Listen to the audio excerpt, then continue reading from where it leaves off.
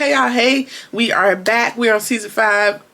We're back for another review of RUTHLESS. We're on season 5, episode 3. Please forgive me as I have, this is my third video. Again, y'all know these episodes drop at the beginning of the season, so a lot of them, it's 31, whatever. Season 5, episode 3, entitled The Night is Long, and it really is. But let's jump right back into it. End of the last episode, everybody was about to drink the Kool-Aid because Tyrone / the highest heard the helicopters overhead, and so now Ruth rushes to him and she snatches the cup out of his hand. Now for me, it looks like, hear me out, it looks like he was about to drink his cup, right? His cup was running thing over, his chalice was running over, and then everyone else is supposed to drink their cup after him. Hear me out. Let him drink his cup. Right? And don't drink y'all's cup. That's just me. Now we know we got people like Elder Mother and Daikon that are going to be looking like, wait a minute, why ain't nobody else drinking? But guess what? The highest is perished at this time. Y'all can overtake them. Y'all can outnumber them. Y'all ain't got to drink the Kool-Aid.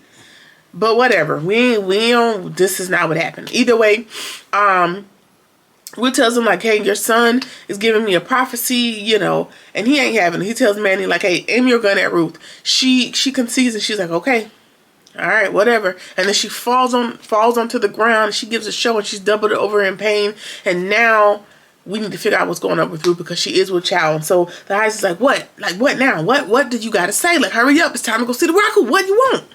And so she claims that the unborn child wants to speak. He is an extension of Tyrone, so he is perfect, and he also speaks for the Raku. And she tells him, like, listen, you're distracted, and so with all that you have been carrying on your shoulders, your son needed to step up and speak for you in this moment, and that his power flows through me and it flows through your son. The message from the son / the Raku was to reveal that, was to give you the lesson in what this event, this most recent event, was for. It wasn't for us to go see the Raku. It was for you to practice mercy and to reveal the government schemes, you know, to bring that to the light and to reveal the traitors among us. And now that has happened and we need to regroup and get ready for the fight. And then Ruth ends up, you know, talking him down off the ledge and ends up giving a good battle cry, a battle speech, and everybody renews their vow to fight for the Raku. And he's impressed with her. He's buying what she's saying. And he's like, hey, what else did the Raku say? And she's like, oh, I'm glad you asked. And he said that women need to be trained.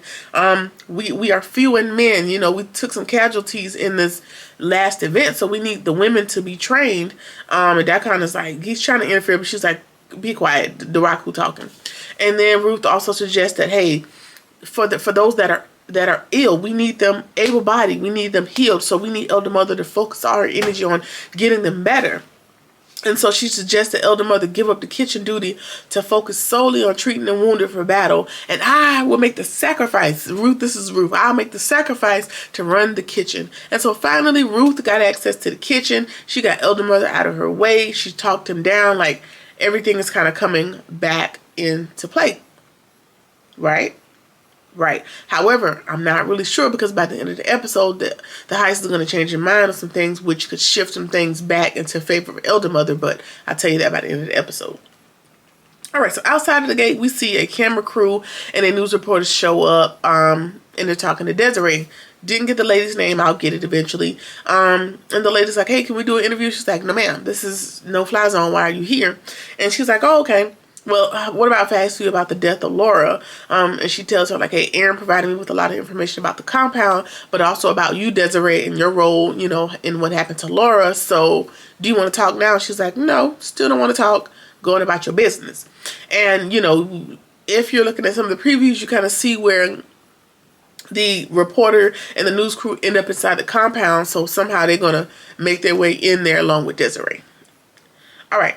Ruth and River are talking, and of course, she can't focus on what she needs to do because he needs help.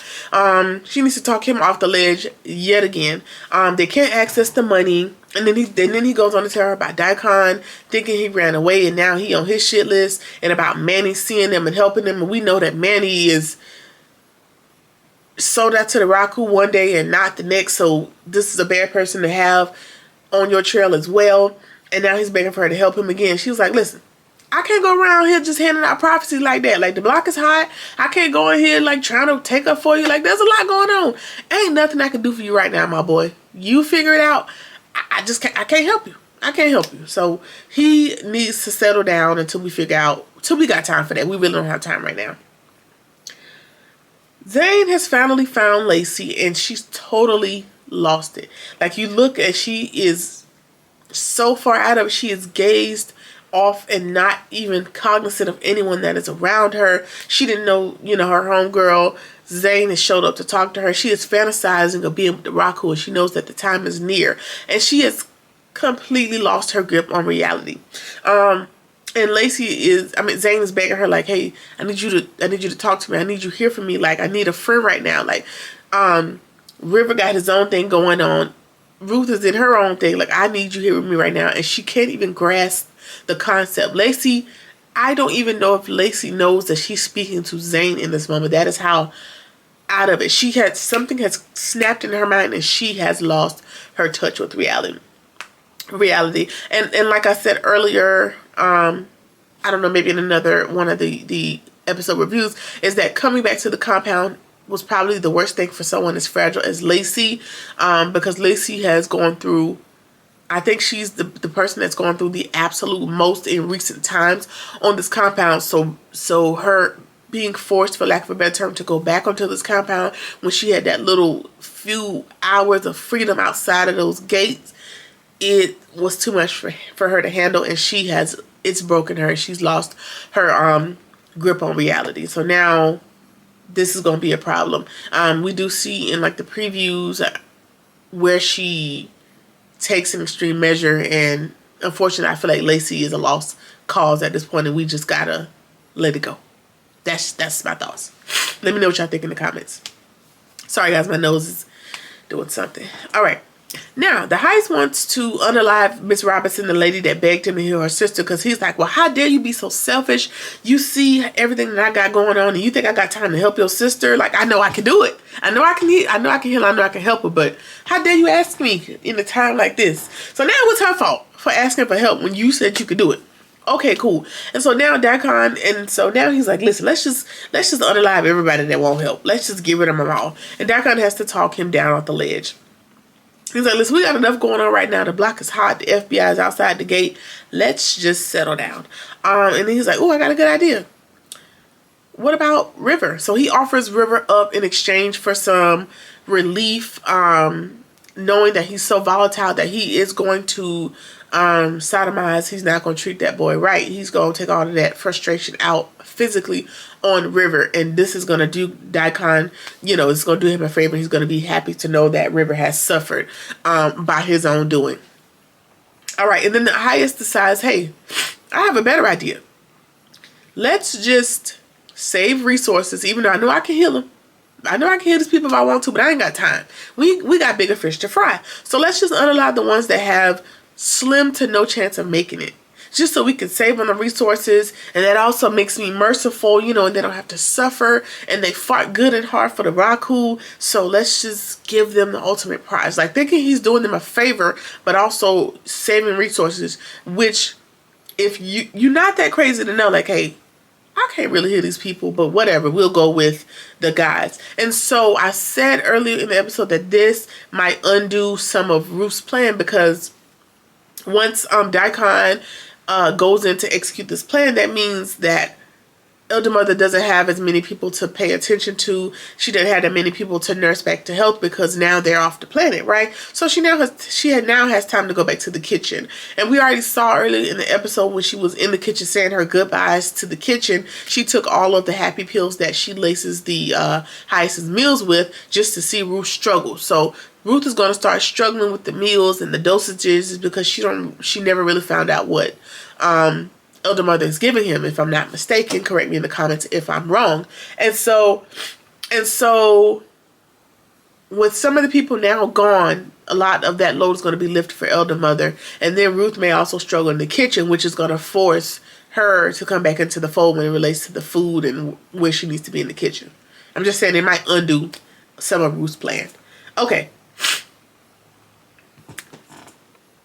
Zane ask Ruth to find something in the kitchen that's going to help Lacey, because we need something to calm her down. Like, she is no longer with us mentally and we need to do this. And Ruth's like, okay, you know, I'll see what I can find, but I need a favor from you in exchange. I'm going to talk to the Heights. You let me you let me handle the logistics, but I'm going to ask the Heights to make you an apprentice under Obadiah so that you can keep an eye on Callie. And she's like, well, why would you, that puts me directly in the line of fire, like in danger. She was like, no, you know, it's just watching over children. It's not going to be like a dummy mission, like anything awful. I just need you to keep an eye on Callie until we can figure something out.